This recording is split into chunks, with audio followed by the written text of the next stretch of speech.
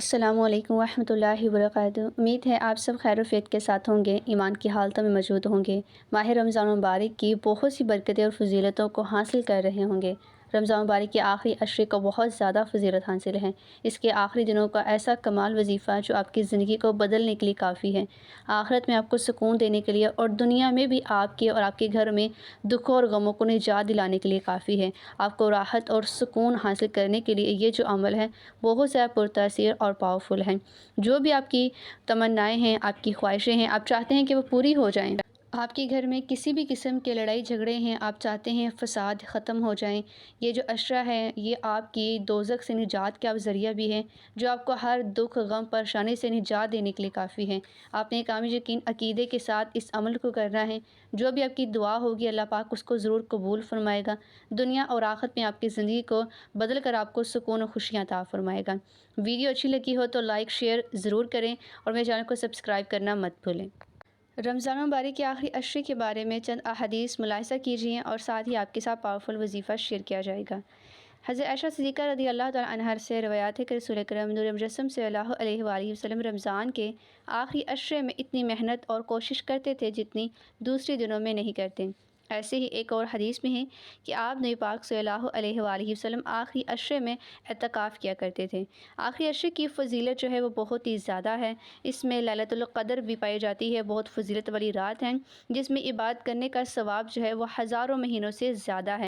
اس عشرے میں اللہ سبحانہ تعالیٰ کے پیارے محبوب یعنی کہ نور مجسم صلی اللہ علیہ وآلہ وسلم خود بھی بہت زیادہ عبادات کیا کرتے اور دوسروں کو بھی اسی عشرے میں زیادہ سے زیادہ عبادات کرنے کی ترغیب کیا کرتے تھے۔ یہ جو راتیں ہیں اللہ سبحانہ تعالیٰ کو بہت زیادہ عزیز ہیں، بہت زیادہ بابرکت اور فضیلت والی ہیں۔ اس میں زیادہ سے زیادہ عبادات کیجیے، نوافل پڑھیں، ذکر اذکار کریں کہ آپ اللہ سبحانہ تعالیٰ کی پاک ذات اور اس کے پیارے محبوب نور مجسم صلی اللہ علیہ وآلہ وسلم کو راضی کر سکیں۔ اب اس مہینے میں یعنی کہ ان دنوں میں آپ نے جو طریقہ کرنا ہے، جو عمل ہے جو آپ کو آخرت سے بہت سی پریشانیوں کو نجات دینے کے لیے کافی ہے اور آپ کی دنیا میں بھی اصلاح کرنے کے لیے، آپ کی پریشانی کو ختم کرنے کے لیے، آپ کو غموں سے نجات دلانے کے لیے کافی ہے۔ عمل کا طریقہ کار میں آپ کے ساتھ شیئر کرنے جا رہی ہوں۔ اس عمل کو کرنے سے پہلے اللہ سبحانہ تعالیٰ کے خوبصورت ناموں کو کامنٹ میں ضرور لکھیں۔ عمل کا طریقہ کار کچھ اس طرح سے ہیں کہ آپ نے رمضان مبارک کے آخری عشرے میں، آخری دنوں میں، آخری راتوں میں آپ نے نماز فجر اور نماز مغرب کے بعد اس عمل کو کامل یقین عقیدے کے ساتھ کرتے جانا ہے۔ آپ نے اس میں جو دعا پڑھنی ہے وہ بہت زیادہ فضیلت والی ہے جو کہ آپ اس وقت اسکرین پر دیکھ رہے ہیں۔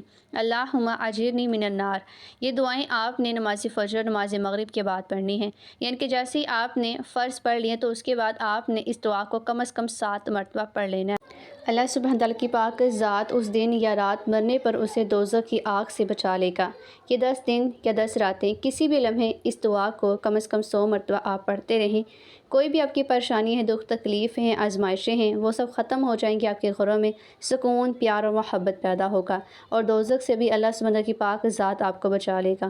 جو بھی آپ کی پریشانی ہے، غم ہے، اس سے بھی آپ کو نجات حاصل ہوگی۔